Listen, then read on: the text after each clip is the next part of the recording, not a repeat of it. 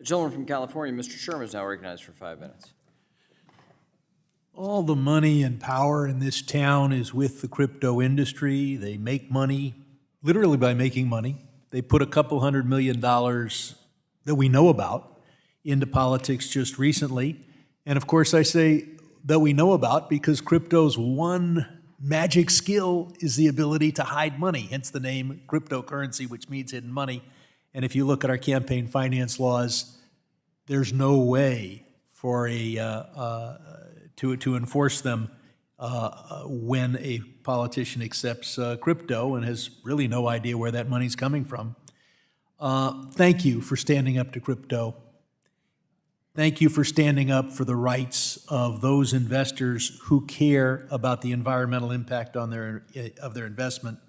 And let me point out that many courts' decisions have basically come down to materiality is decision useful information, and it is simply a renunciation of capitalism for government to say, investor, you're wrong. You can't make decisions based on the environment. You have to make your decisions only based on earnings per share.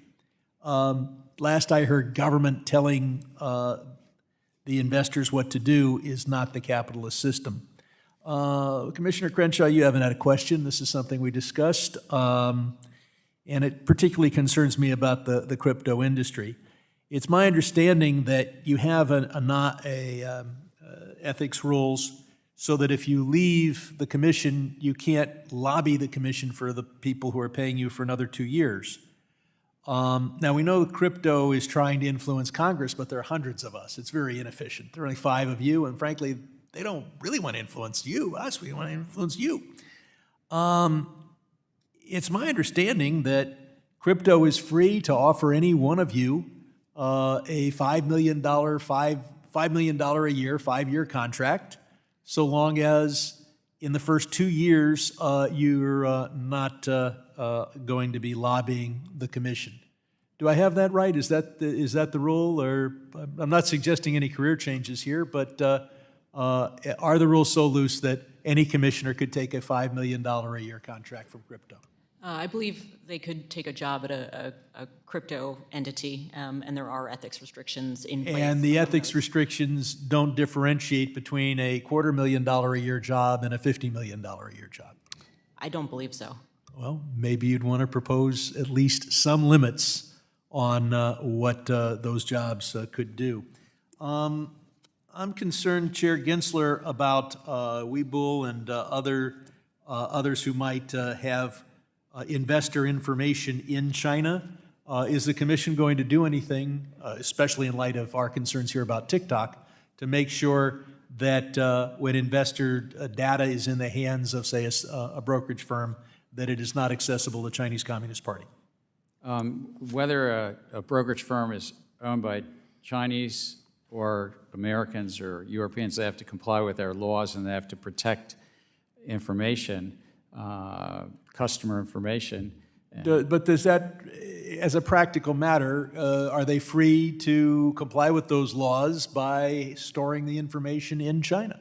There might be cheap data storage available in Shanghai. No, I believe so. As long as they comply with our laws, they can store it in any geography. Well, I would hope the commission would look at a requirement that understands that in reality, if it's stored in Shanghai, it's not protected from the Chinese Communist Party. You should require that the data not be stored in China. And I want to commend you for withdrawing, and I know you're going to be republishing rules on swing pricing, liquidity rule, safeguarding the safeguarding rule.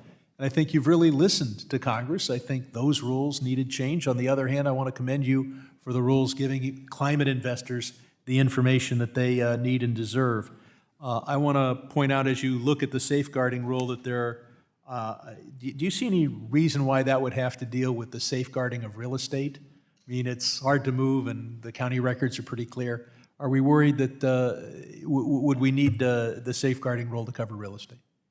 Again, we put something out for comment. We got a lot of feedback, including around real estate, and I've asked staff to take all those comments in and make a recommendation to the 5 of us on how to move forward.